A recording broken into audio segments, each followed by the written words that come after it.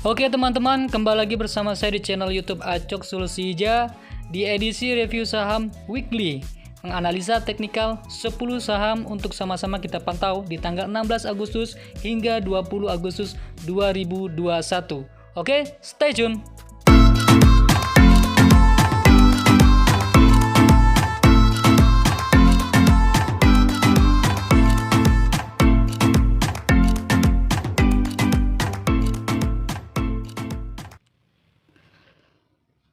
Oke teman-teman, sebelum saya mengulas analisa teknikal 10 saham untuk sama-sama kita simak pada tanggal 16 Agustus 2021 hingga tanggal 20 Agustus 2021.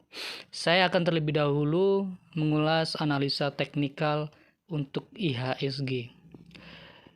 Di depan saya ini sudah ada chart IHSG time frame 1 hari. IHSG pada tanggal 13 Agustus 2021 closing di angka 6.139.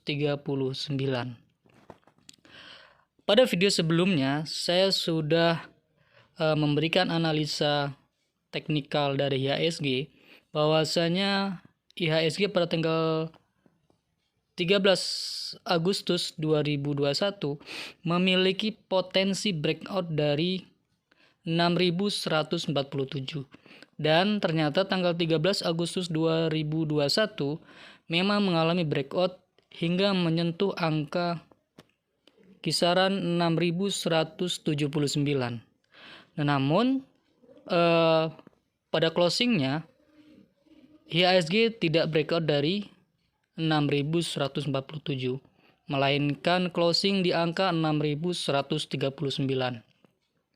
Kembali lagi ke area zona sideways kecilnya ini, yaitu zona di rank 6.067 hingga 6.147 di zona kotak oranye ini. Ya.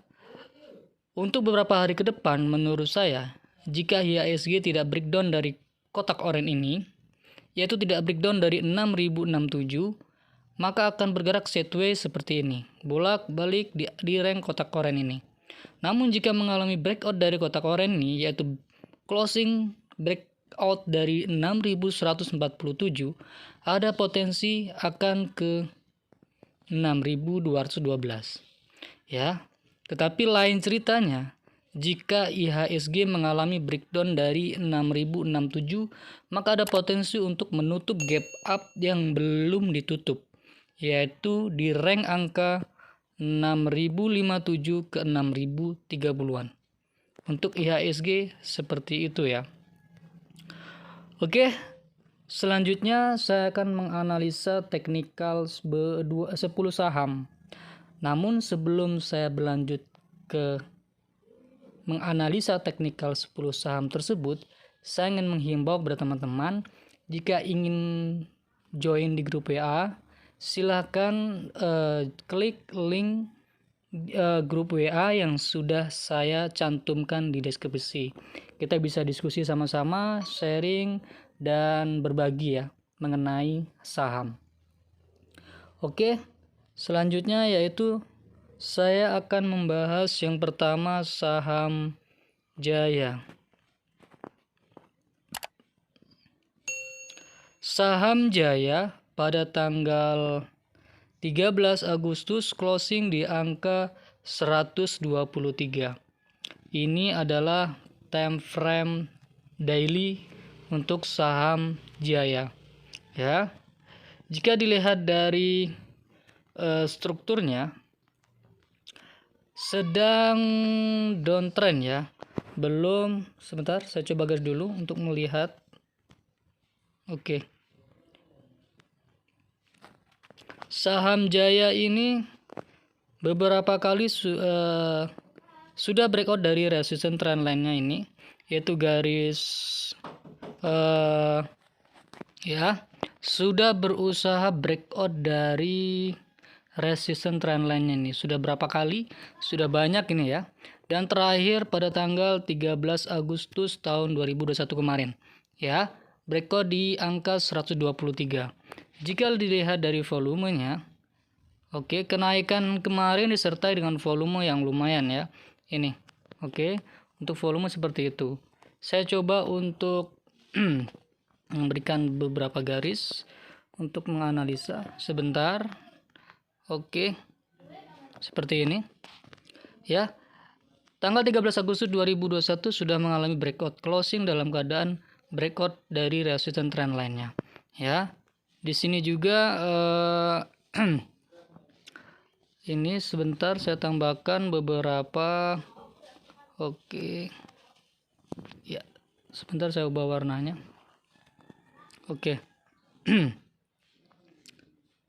Kemudian sebentar saya coba untuk memberikan beberapa garis.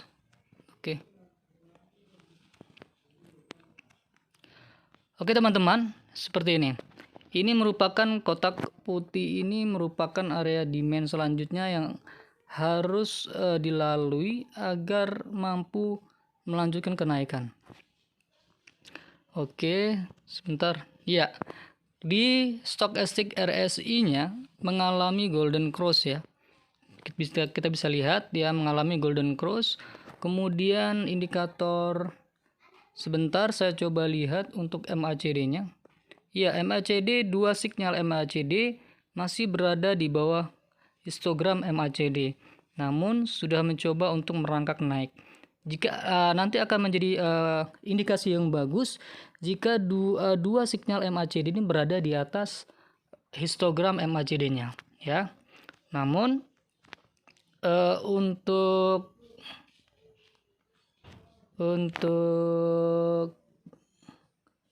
saham Jaya ini saya coba lihat di time frame weekly-nya ya.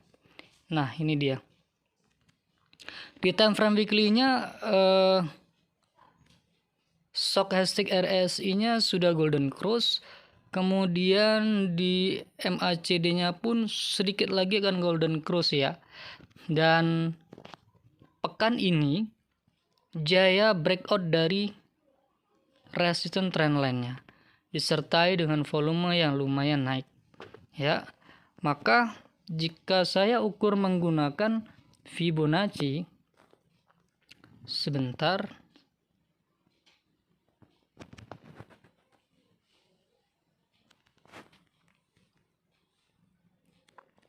Oke. Closing breakout dari rasio Fibonacci 0,236 yaitu 118.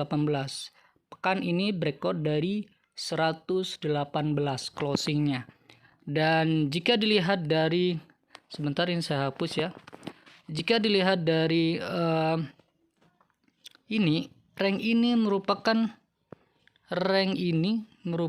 rank sideways sebelumnya ya. Dan pekan kemarin Jaya sudah masuk ke area ya, sudah masuk ke zona sideways sebelumnya yaitu kotak oranye ini. Maka jika pekan depan mampu breakout kembali dari 123 ini, maka ada potensi ke 128 yang kemudian dilanjutkan ke 137.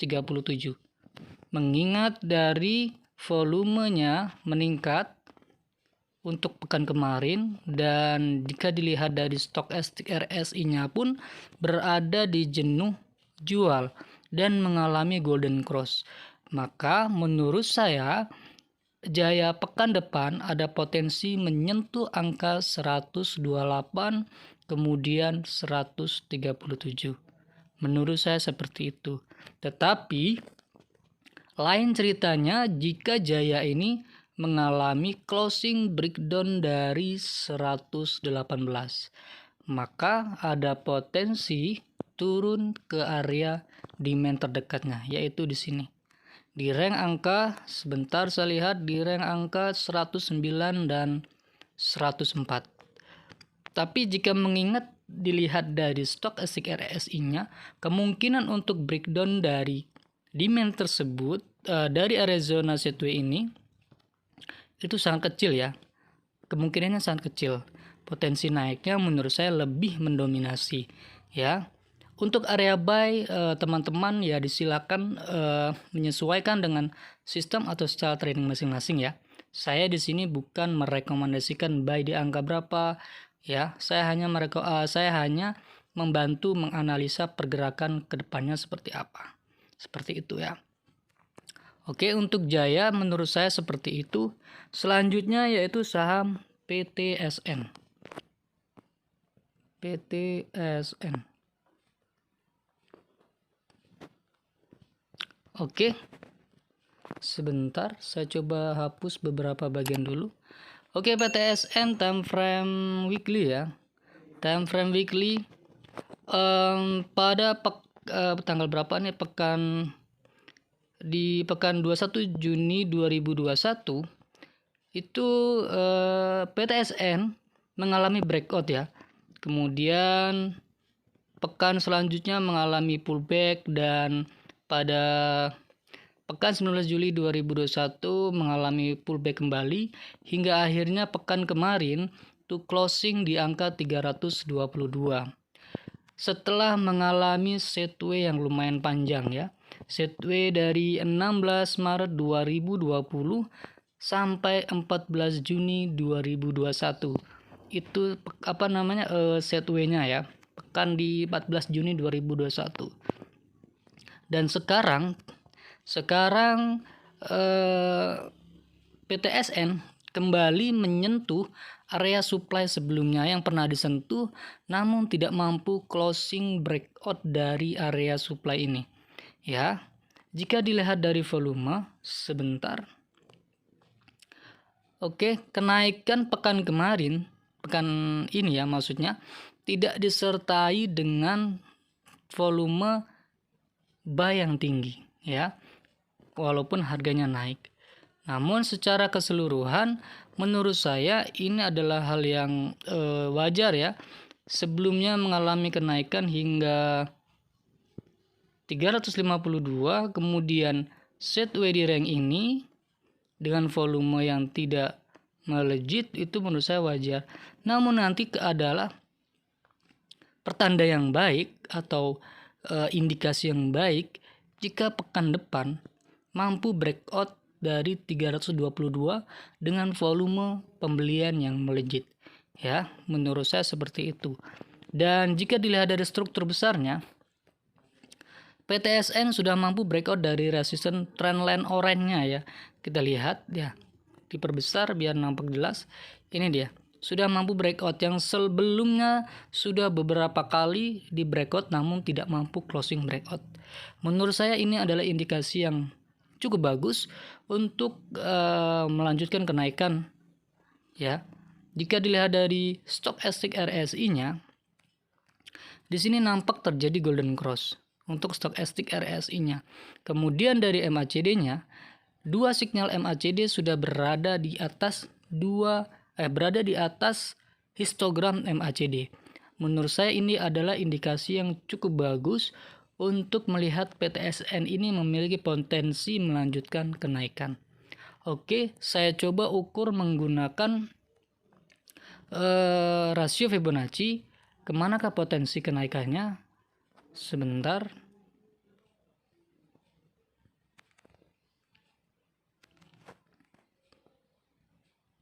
Oke, kira-kira seperti ini.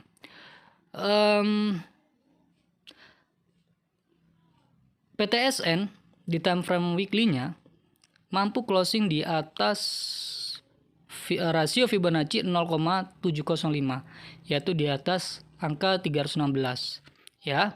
Kemungkinan pekan depan ada potensi menyentuh angka 326. Jika 326 mampu di breakout, maka ada potensi menurut saya ke 350 untuk terdekatnya ya, untuk pekan depan. Namun jika breakdown dari 306, maka ada potensi ke 292 ya. Jika breakdown dari 306, maka ada potensi ke 292. Namun pertanda yang baik jika mampu breakout dari 326, maka ada potensi untuk menyentuh angka 350 untuk PTSN seperti itu ya.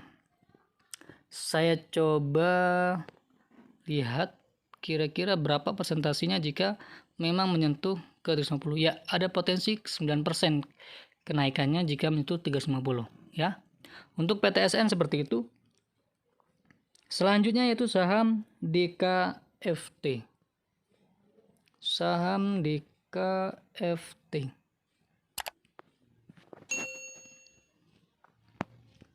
Di time frame weekly, saham DKFT closing pekan ini di angka 143.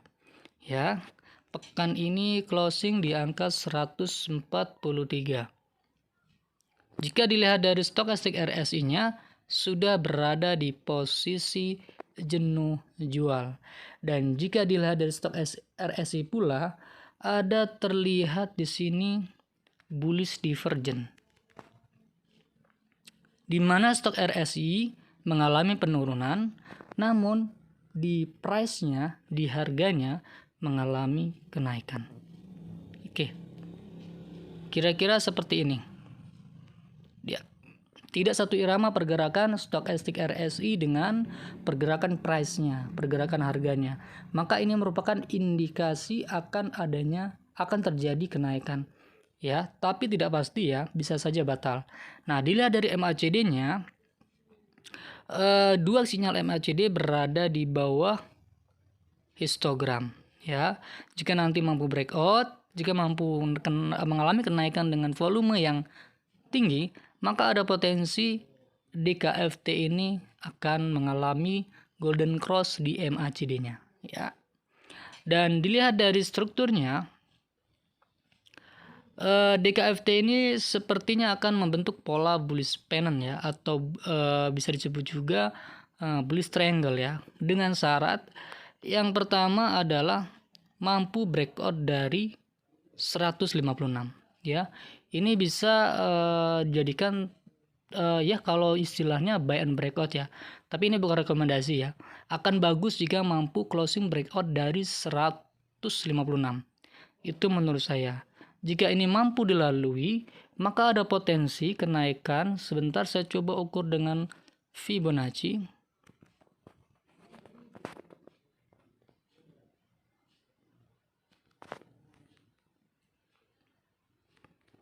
Oke. Jika mampu breakout dari 156, maka terdekatnya adalah akan menyentuh 165. Dan jika dilihat dari struktur kecilnya, maka di sini ada setway ya. Oke. Setway, dan jika mampu keluar dari area setway kecilnya ini, maka ada potensi ke 156. Akan lebih bagus lagi jika mampu closing breakout dari 156 atau breakout dari 196. Maka ada potensi ke 165. Ya. Namun akan bahaya, akan menjadi pertanda yang tidak bagus jika breakdown dari resistance trendline kuning ini. Ya.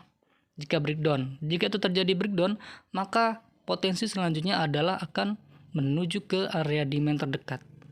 Area demand terdekat yaitu di 116 dan 102. Untuk DKFT seperti itu. Ya.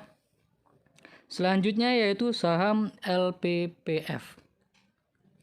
Saham LPPF.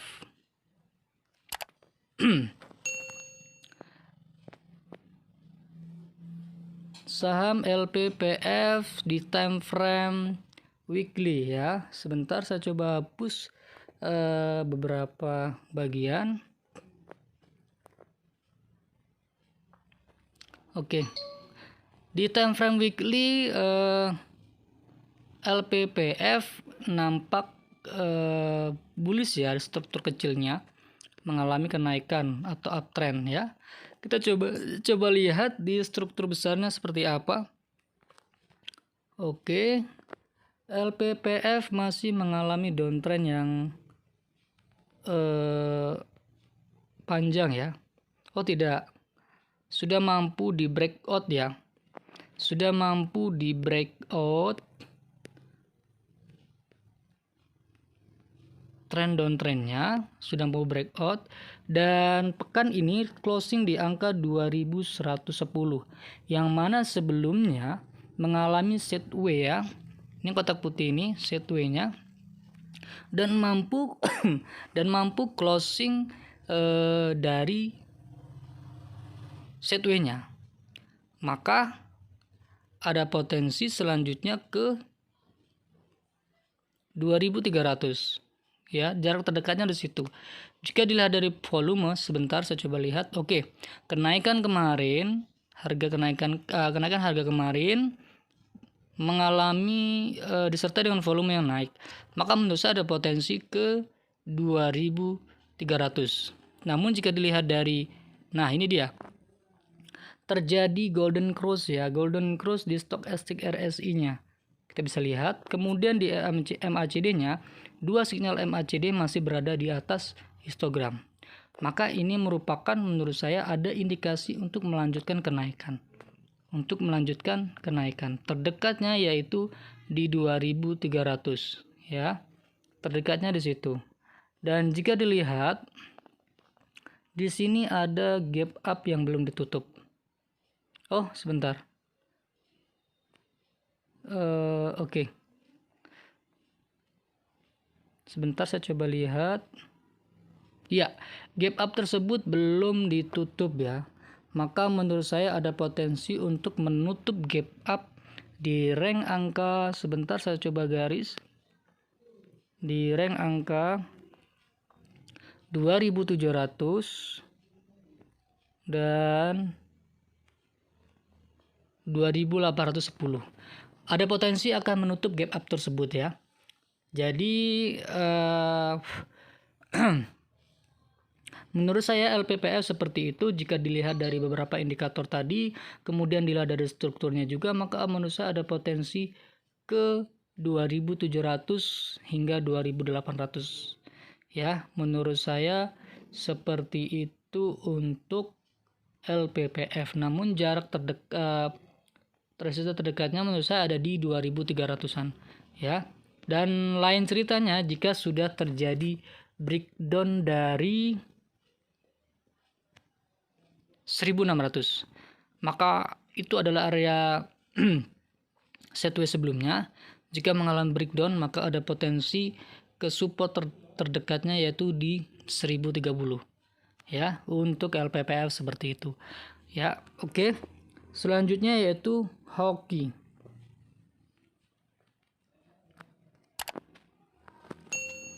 Hoki di time frame weekly, sebentar saya hapus. Oke.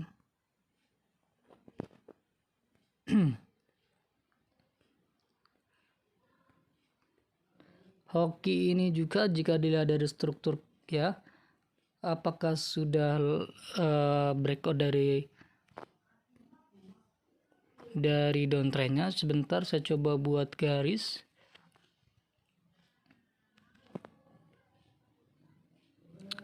Oke, sebenarnya sudah breakout ya. Jika acuannya dari resisten garis putih ini sudah breakout, dan pekan ini hoki closing di angka 210, yaitu kenaikannya disertai dengan volume yang meningkat. Dan jika dilihat pengapa terjadinya tekanan jual di area sini, di area 220 hingga 210, karena di sini terdapat supply ya, terdapat supply. Kemudian ketika menyentuh di rank tersebut, hoki mengalami tekanan jual ya. Oke, selanjutnya saya coba lihat ya, garis sinyal MACD masih berada di bawah histogram ya. Namun jika dilihat secara ini, ada potensi untuk golden cross, sedangkan stok RSI-nya sudah mengalami golden cross, dan kenaikan pekan ini disertai dengan volume. Maka menurut saya ada potensi untuk melanjutkan kenaikan. Sebentar saya coba ukur ya. Saya coba ukur menggunakan Fibonacci.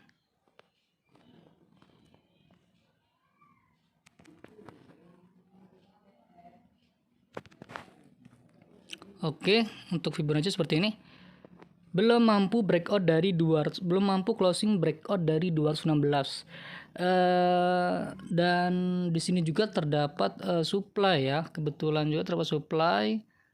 Oke, saya coba buat garisnya biar terlihat di angka berapa. Oke. Menurut saya akan bagus hoki ini jika mampu breakout dari area supply-nya, yaitu breakout dari 222. Jika itu mampu di breakout, maka potensi kenaikan selanjutnya ada di 238. Ya, di 238. Jika itu belum mampu di breakout, kemungkinan hoki akan bergerak di zona ini ya, di rank ini. Sebentar, saya coba sembunyikan. Oke. Kemungkinan hoki akan bergerak di rank ini, rank yang saya kasih tanda warna putih ini ya, kemungkinan di 210 hingga 200 jika belum mampu breakout dari 222. Nah, kalau 200 itu di breakdown, maka ada potensi ke 194 ya, 194 jika breakdown dari 200.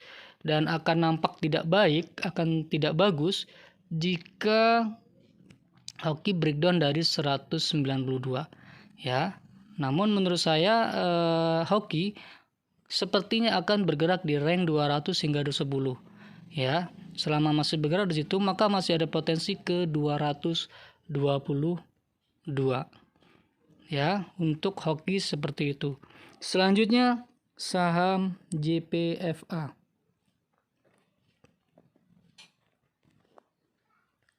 Oke. Saham JPFA. Sebentar, saya hapus dulu. Oke. Iya. Saham JPFA uptrend ya. Mengalami uptrend atau sedang bullish.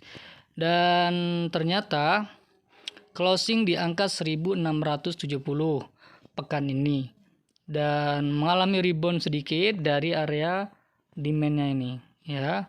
Jika breakdown dari area demand ini, maka ada potensi turun mencari support terdekatnya ya. Jika breakdown dari 1360. Dan dilihat dari volumenya, sebentar saya coba lihat dari sisi volume. Kenaikannya tidak disertai dengan volume yang melejit ya pekan ini. Kemudian jika dilihat dari stokastik RSI-nya, oke, nampak di sini terjadi hidden bullish divergence di stokastik RSI-nya. Di mana stokastik RSI-nya turun, tetapi price-nya mengalami kenaikan. Itu sebagai salah satu indikasi akan terjadi kenaikan ya. Kemudian MACD-nya pun dua sinyalnya masih di atas histogram. Menurut saya ada potensi masih akan melanjutkan kenaikan selama tidak breakdown dari 1360. Di mana potensi kenaikan terdekatnya, jika dilihat dari sini, ini merupakan area zona sideways kecilnya ya. Sebentar saya ubah warnanya. Itu. Jika mampu breakdown dari 1750, maka ada potensi melanjutkan kenaikan ke sini dulu. Jika mampu breakout ya, maksudnya jika mampu breakout dari 1750, maka ada potensi melanjutkan ke 1902 terdekatnya. Namun jika mengalami breakdown dari 1560, maka terdekatnya akan bergerak ke rank ini. Ke rank ini, sideways kembali ke sini area demand ini. Jika mengalami breakdown dari 1550 JPFA ya. Sebentar saya coba buat garis. Oke. Masih uptrend ya. Untuk JPFA seperti itu menurut saya. Selanjutnya yaitu saham Wins. Saham Wins. Oke. Win sudah breakout ya. Sudah lama breakout dari, sebentar saja garis. Nih. Sudah lama breakout dari downtrendnya, kemudian mengalami sideways yang lumayan panjang ya. Dari 8 Juni hingga 8 Juni 2020 hingga 10 Mei 2021 ya.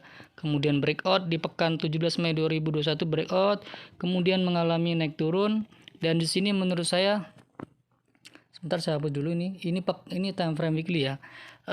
Kemudian jika dilihat dari ini berpotensi membentuk bullish pennant ya, atau bullish triangle ya. Jika ini sudah di breakout namun mengalami tekanan jual sehingga tidak mampu closing breakout dari resistance trendline putihnya ini. Jika nanti mampu breakout dari resistance trendline putihnya ini ya, disertai volume yang melejit, maka ada potensi untuk melanjutkan kenaikan. Seperti itu untuk wins ya. Dan jika dilihat dari volume, oke, kenaikan wins pekan ini disertai dengan volume yang tinggi. Bahkan menurut saya ada potensi untuk mengulangi breakout dari resistance trendline ini ya. Jika itu sampai terjadi, maka ini adalah pertanda yang baik untuk wins ya, akan melanjutkan potensi kenaikan selanjutnya. Untuk wins seperti itu ya. Ini. Jika mampu breakout dari 137. Namun sudah lain ceritanya jika mengalami breakdown dari 105, maka ada potensi akan menuju strong support selanjutnya itu 92 ya. Namun jika masih bergerak di area ini, maka masih bisa untuk spekulasi buy ya. Namun akan lebih bagus jika menunggu breakout dulu, breakout dari resistance trend lainnya. Jika dilihat dari MACD-nya masih berada di atas histogram 2 sinyal MACD. Kemudian jika dilihat dari stok SIRS-nya belum mengalami jenuh beli ya. Untuk stok untuk win seperti itu. Selanjutnya yaitu saham SPMA.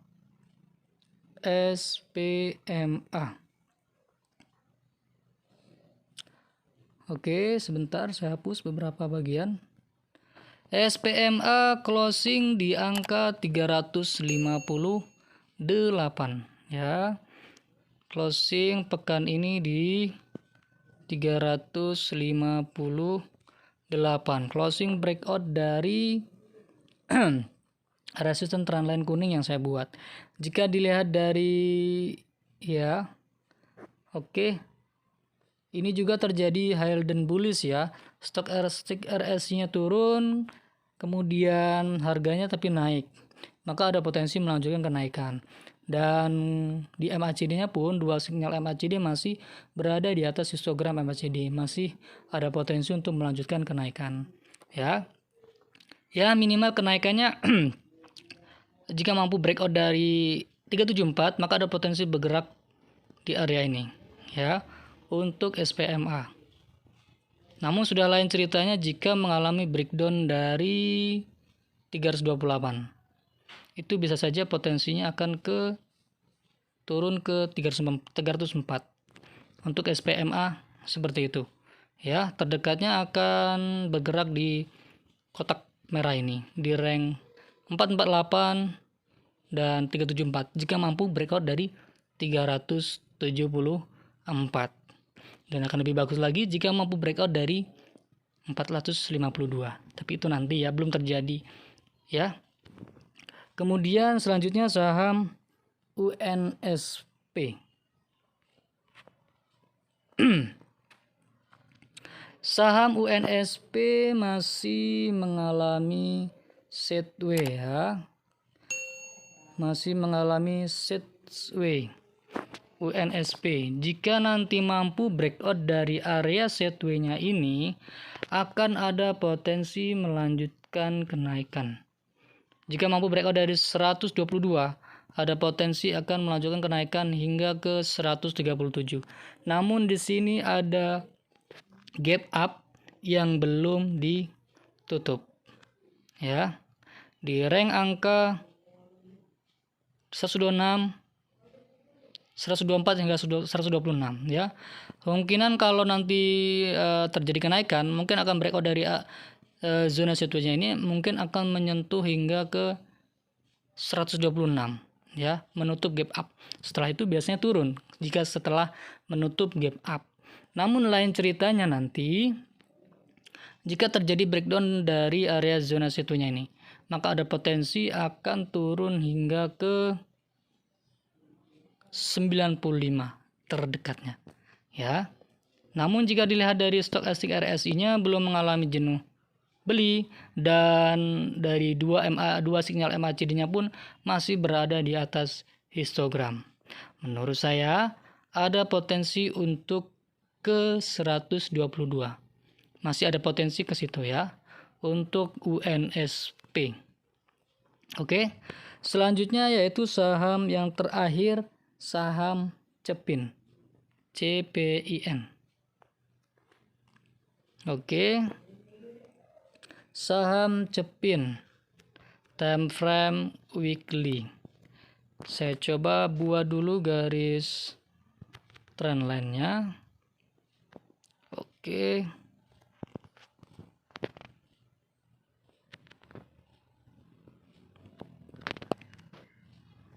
Saham CPIN closing pekan ini di 6.300 ya. Di 6.300. Oke. Saham CPIN closing di angka 6.300.